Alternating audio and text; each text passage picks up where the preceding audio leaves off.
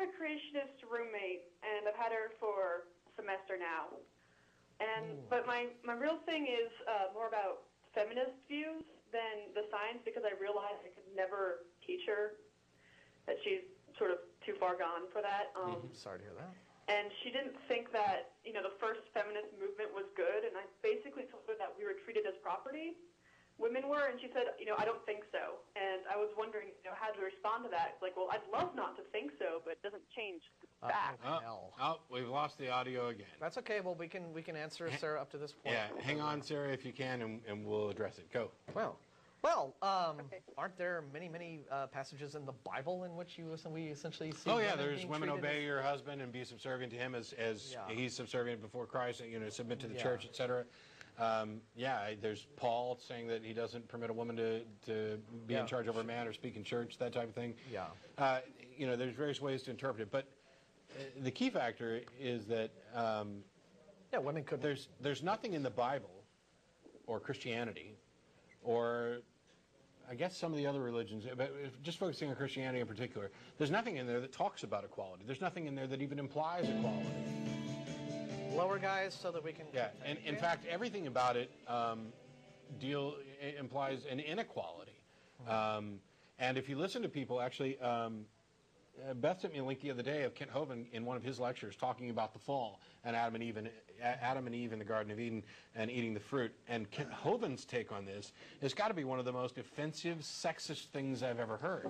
So if you have a young Earth creationist who's a fan of things like Hovind, there's a clip that they can actually watch where he says that Eve was duped by the snake. She was conned into being into sinning because she was just that dumb.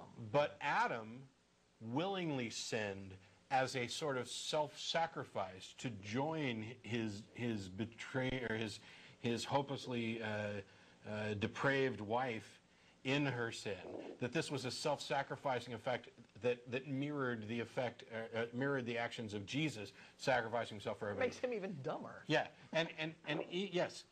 But I'd say even if Hovind's interpretation is incredibly sexist, but also I'd say that it would be, it would make Adam even dumber. It would be, hey, God, you made this woman for me, and this ain't working out. She wouldn't listen to you at all. She went and ate this, fruit. Let's get rid of her and make a new one. I mean, that's what the righteous man does in that scenario. Yeah. It's...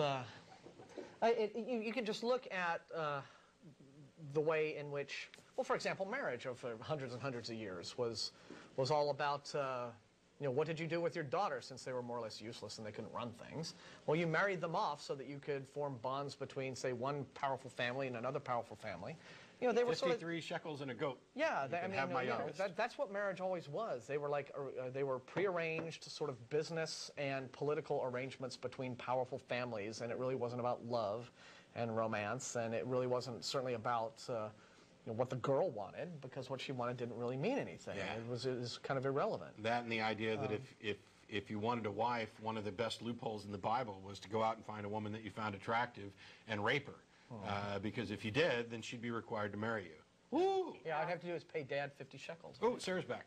Hi. Oh, hello. Yes. Hi. Okay. I hope you heard most of that while we were talking. Yeah, I actually heard all of it. Okay. But I was also, part of it is that she doesn't, I think, know the history of, like, the feminist movement and stuff. And so I try to tell her that, we were just property, and that, that's how marriage was just getting rid of the female. Essentially, and she says, I just don't think so. And is there any response to that at all, or? Well, here's the thing. I mean, you can tell her, it's the whole lead a horse to water thing, right? But it's up to her at a certain point. You can say, there is history, there are accounts, there's all sorts of literature that you can read and bone up on these subjects, and you can take courses. You can choose to educate yourself on these things that you'd rather deny or not. But at a certain point, the choice has to be hers. And if she does the whole monkey see thing, then if that's the choice she makes, then there probably isn't a whole lot that you can do. I mean, she has to make the choice to want to learn this stuff on her own.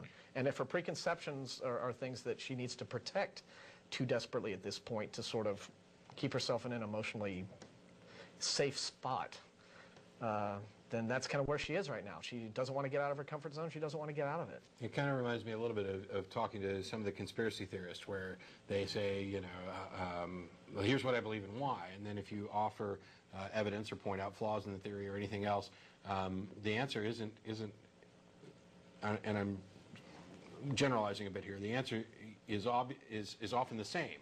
It's, oh, well, I just don't believe that. You're a fool for believing that. You believe what the government told you? How stupid are you? Yeah. That type of thing. They're too far gone. They got to you too, did they? No answer and no approach. If your response is, I don't believe the evidence that you've presented, and therefore I'm not changing my mind, then I guess the only thing you could ask, okay, is there any evidence that I could present that would convince you? If their answer is no, then you're done wasting time. If their answer is yes, now maybe you've got an avenue where you can figure out what evidence you might want to come up with. Yeah. Okay, thanks. That's all. Hey, thank you, Sarah, Sarah. for calling. Yeah, I guess that's one of the most common questions that we should probably ask across the board is, all right, if you're unwilling to change your mind because of what I've already said or what you've already read or whatever, what would it take to make you change your mind? We have to remember that there is the emotional tie that religious and certain people who, let's say if you want to talk about the conspiracy theorists, people who adopt a patently irrational belief usually do so for emotional reasons and not rational ones, duh, because if it's an irrational belief.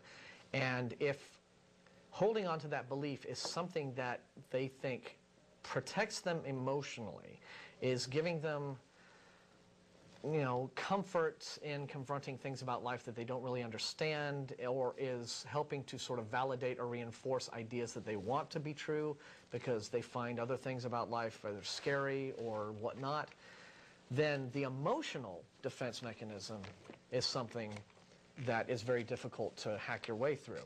If the whole creation evolution debate were simply about, well, what does the scientific evidence say? Let's look at it objectively and with open minds, both sides. All right.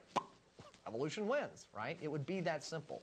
The fact that it is this protracted fight between, on the part of the pro-science side to kind of keep these patently religious mythical ideas out of science classes where they don't belong is because it's the emotional tie that people who believe in creationism have to wanting, the desire to believe that there is this all-loving, purposeful God who's watching over me and he's going to send me to heaven and I'm safe, I'm sound, I don't have to be scared of anything, I don't have to be scared of death, I don't have to be scared of the universe or the world because there's all a plan. And if evolution, if that's true, then that takes all that away and then now I'm really scary and I'm really scared and I'm really upset and I feel like I have no direction, da-da-da-da-da. So that's what that's all about. So that can be the hard thing to cut through.